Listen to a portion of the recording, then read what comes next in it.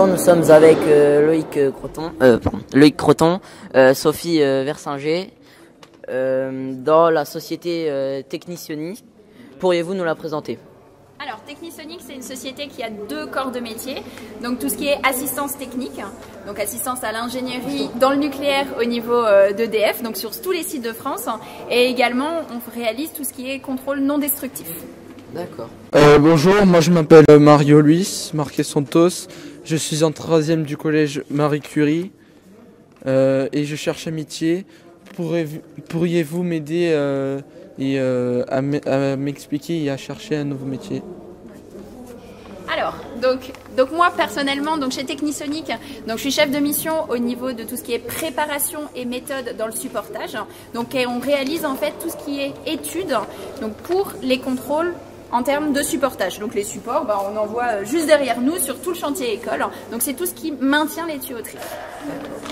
Et moi de mon côté, du coup, moi c'est Loïc Croton et je m'occupe en grande partie chez Technisonic de la partie CND, donc tout ce qui est contrôle non destructif. Je fais également de l'assistance avec Sophie et je m'occupe de vérifier si les installations sont conformes ou non selon une certaine réglementation. D'accord. Pourquoi ce métier vous plaît-il? Parce qu'il est très varié, il est très intéressant, que chaque jour on doit apprendre des nouvelles choses et l'aspect bureautique mais également terrain fait que on se diversifie énormément et ça change tous les jours. Comme l'a dit ma collègue, c'est un métier qui est vraiment très diversifié. On fait autant du bureau, de la recherche réglementaire, normative, mais également de l'inspection sur le terrain, ce qui nous apprend le fonctionnement de la centrale en général. Et oui, c'est un métier très complet. Ouais. Voilà. Et le nucléaire, c'est l'avenir. Quelles sont les qualités requises? Alors, les qualités, il faut avoir envie de toujours apprendre. Voilà. À la base, il n'y a pas de formation pour rentrer dans le nucléaire. Il faut simplement en avoir envie et après, les formations seront faites dans les sociétés dans lesquelles vous allez rentrer. Et après, une autre qualité, on va dire, ça va être la rigueur.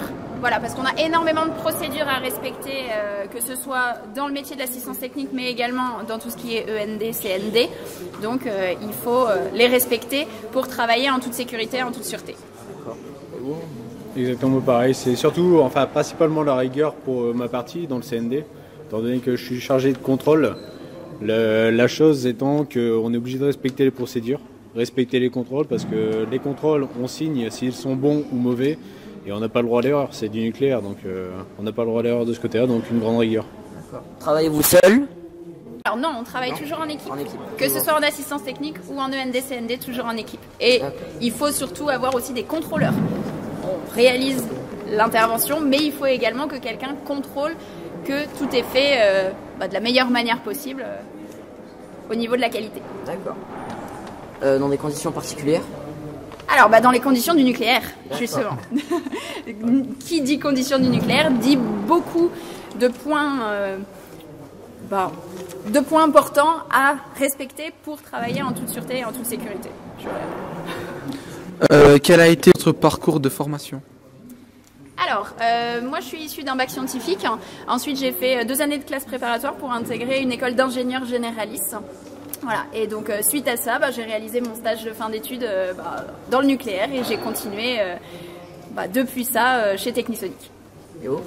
Moi, à la base, je suis chaudronnier soudeur, ce qui fait que j'ai énormément de compétences en soudure principalement, ce qui m'aide beaucoup pour le contrôle.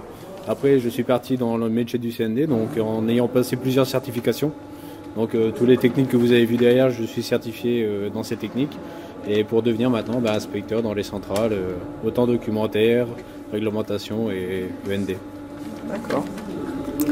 Y a-t-il des évolutions possibles? Alors oui, il y en a, forcément. Alors, comme c'est des métiers très spécifiques que vous n'allez pas apprendre dans un cursus scolaire, forcément, vous allez arriver dans les sociétés, vous allez être formé, donc avoir vos COFREN, c'est ce qu'on appelle, c'est des habilitations COFREN spécifiques, donc pour devenir des techniciens, donc des opérateurs.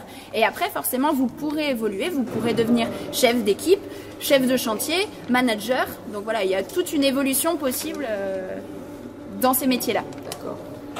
Des évolutions, c'est certain qu'il y en a, vu qu'il y a encore 3 ans, moi j'étais simple soudeur.